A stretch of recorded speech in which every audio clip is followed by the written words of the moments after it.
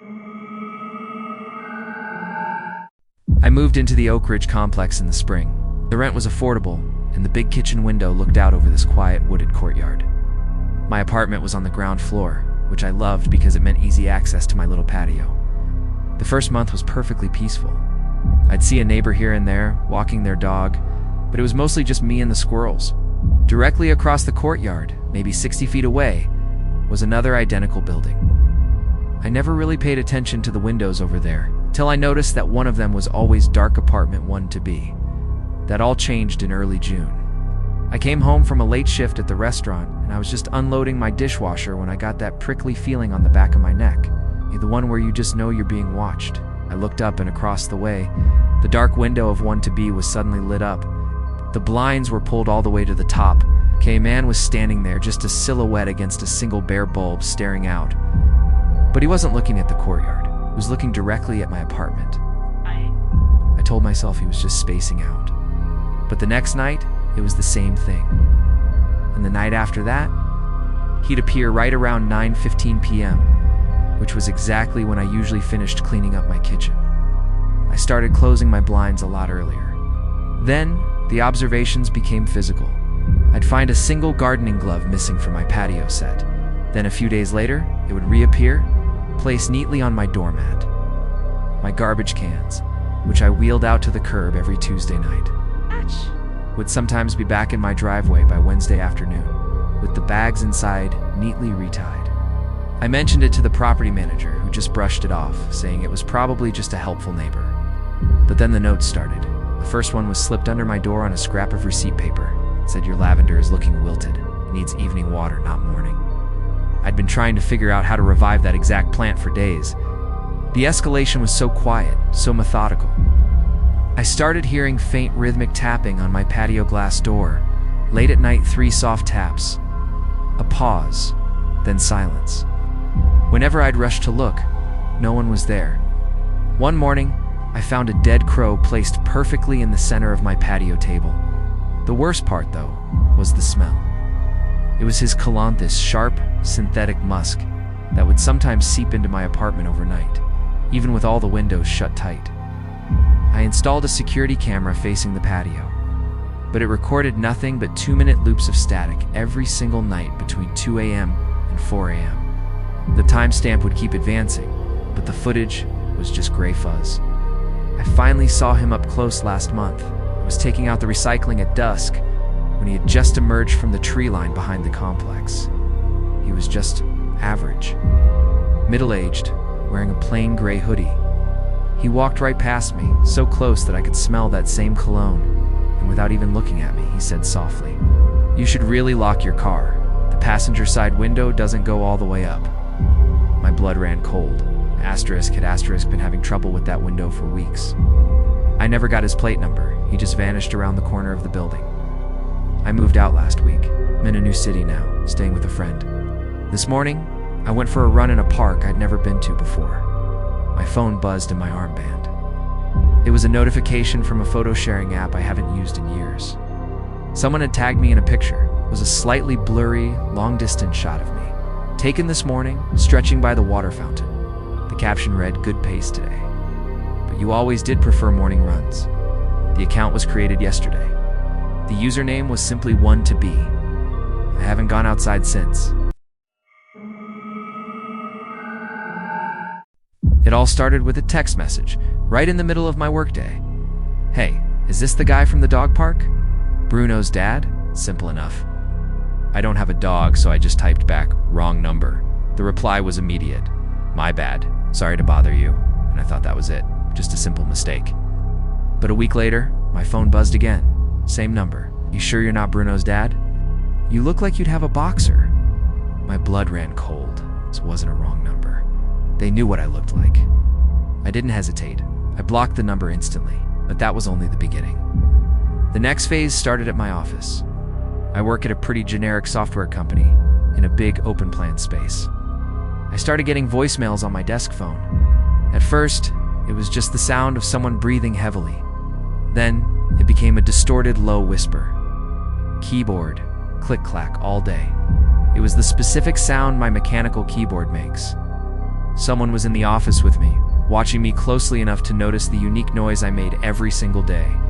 I had our IT department trace the calls. You could see they were coming from inside the building, but the specific extension logs were wiped clean every single time. It felt impossible.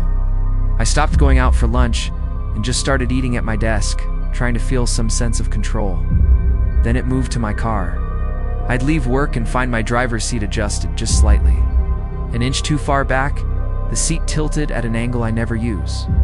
My radio presets, the ones I've had for years, were all shuffled. It was subtle, but it was a clear message. I can get to you anywhere. One Tuesday, after hitting the gym, I found a dry cleaning tag tucked under my windshield wiper. It was for a men's dress shirt, size medium my size. The customer name was just one word: him. The pickup date on the receipt was for that coming Friday. That was the final straw. I drove straight to the police station. They listened. They were sympathetic, but they said without a name, a license plate, or a clear, direct threat. There was really nothing they could do. Their only suggestion: get a dash cam. So I did, and the dash cam caught him, or at least it caught his hand. A motion alert woke me at 3 a.m. I checked the footage. It showed a gloved hand placing a small white bakery box on the hood of my car. The person stayed perfectly out of the camera's view. I went down to get the box, my heart pounding. Inside was a single, perfect cannoli, my absolute favorite dessert. But here's the thing.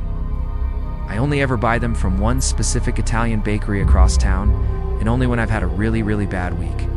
It's a private ritual. I've never posted about it online, never told anyone. I took the footage to my building manager. He recognized the gloves immediately. They were the standard issue ones the maintenance staff used. He looked pale and promised he'd talk to the whole team. After that, the violation became auditory. I live in a quiet condo building. I started hearing faint, muffled music through the walls late at night. It was always the same album, Joni Mitchell's Court and Spark. It's my mother's favorite album. She played it constantly when I was a kid. I haven't listened to it in years. The sound was so strange, like it was coming from inside the walls themselves.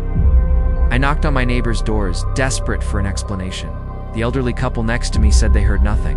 Young guys on the other side were never home. I even had the building inspector come and check the vents and ductwork for any gaps. He found nothing. I couldn't take it anymore. Actually recording this from a hotel room. I moved out yesterday. As I was carrying the last box out to my truck, my elderly neighbor, the one who said she heard nothing, caught my eye. She gave me this sad little smile and said, "It's such a shame you're leaving. He just seems so lonely, that maintenance man. He always asks such thoughtful questions about you." My stomach dropped. I asked her, "What was his name?" She just shook her head. "Oh, he never said. But he did fix our garbage disposal for free. He was so pleased when you started playing that lovely Joni Mitchell record. He said it made him feel like he was home." My blood turned to ice. I never played that record. Didn't say another word. I just got in the truck and drove away. This morning I got a call from the hotel's front desk. A parcel was left for me. No postage, no return address.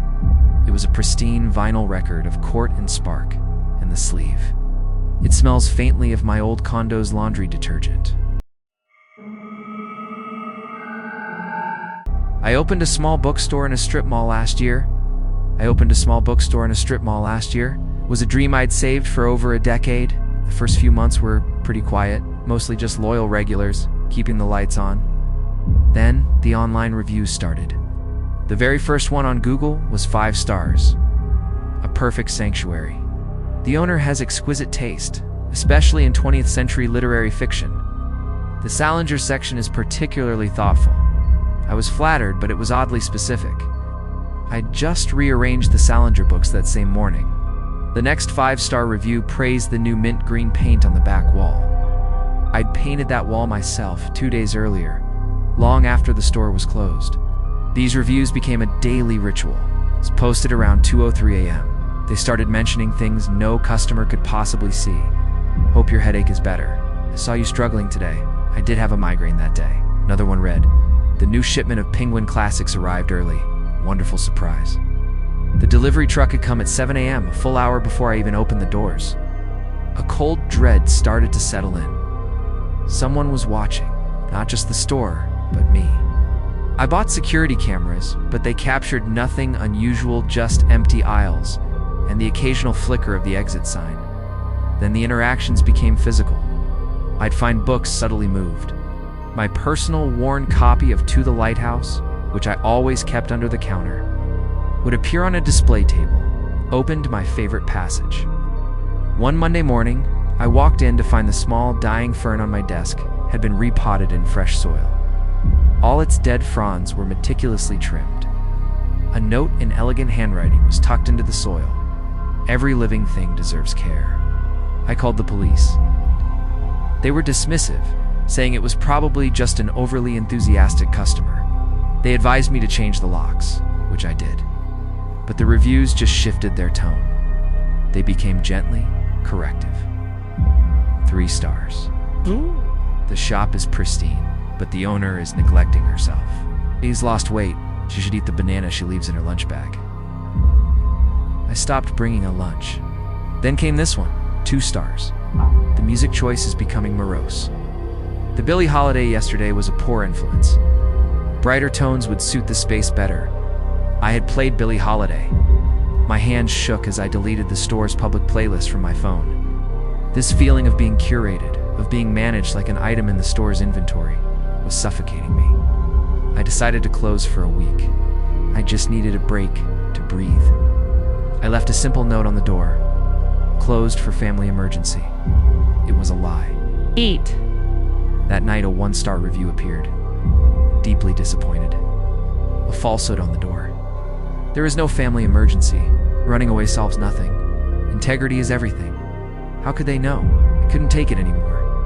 I drove to the strip mall at 3 a.m. My store was dark, but in the front window, ranged on the stand usually reserved for the book of the month, was a framed photograph. It was a picture of my childhood home, taken from the street. As I stood there, staring, my phone buzzed. The review had been updated in real time, and now read, "Some roots need remembering. See you soon." I sold the store last month. The new owner seems to love it. He texted me yesterday actually to say thanks. He also mentioned something odd. A beautifully wrapped gift was left at the front door for him. It was a first edition of my favorite novel. It's a card read, "For the steward of this sacred space. I'm glad the previous owner finally understood her place was not here. I look forward to observing your stewardship." He thought the gift was from me. I didn't correct him. "I'm just trying to figure out how they got his phone number to text him." Said the card was signed with just a small drawn symbol, a tiny, perfect fern.